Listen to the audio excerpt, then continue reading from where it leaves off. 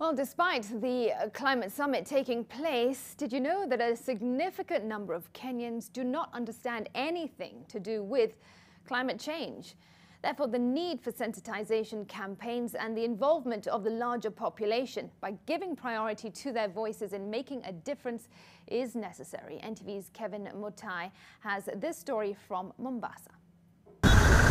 Mombasa residents, for example, are among many Kenyans struggling to understand the concept of climate change, and some are not even aware of the ongoing climate summit in Nairobi. Kama example venye rais wetu anatuongoza mara hadi na kwa nyingi, so ni kitu kama hiyo katika hiyo tabia nchi.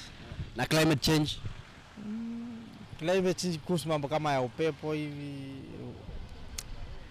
Upepo so inaweza kuwa ina change kama inaenda south to west. Na kuifahamu kwa kuisikia tu kwa sababu ya kongamano na venye kunaendelea ndio.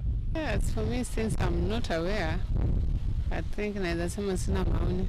There is need for public sensitization on matters climate change, as well as educate the public on the importance of environmental conservation. Data from Afrobarometer, a Pan-African research network that measures public attitudes in economic, political and social matters in Africa, shows that 53% of the respondents interviewed in Kenya have heard about climate change, and those who are aware of the crisis say it is making life in the country unbearable. Climate change is real. Coming from where I come from, the winds are getting very strong, much stronger. The coastal lines are being washed away. The level of water is increasing astronomically. In fact, in the past 5 years, there's been this serious flooding, of villages, towns in Nigeria, and quite a lot has been lost in terms of millions of dollars. Maji yakiongezeka baharini, maji yaingie vijijini. Unaona hiyo ni jambo ambalo watu tunakaa na wasiwasi.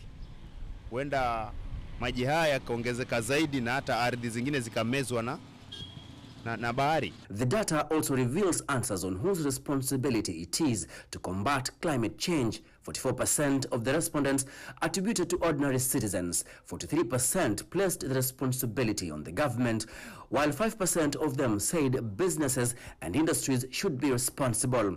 1% of them were also not aware of who should be taken to task in dealing with the crisis. With the continent converging in the capital for the Africa Summit, some are hopeful that the leaders will ratify a framework that will sanction a united response in addressing the impact of climate change. It's normal for conferences like this to come and go, and nothing really, solutions are provided, but they are never put into practice. So I'll just say that for them to realize that livelihoods and lives are at stake, and they should do their best to make sure that whatever is decided, they should go ahead and make sure it's carried out. Kevin Mutai, NTV, in the county of Mombasa.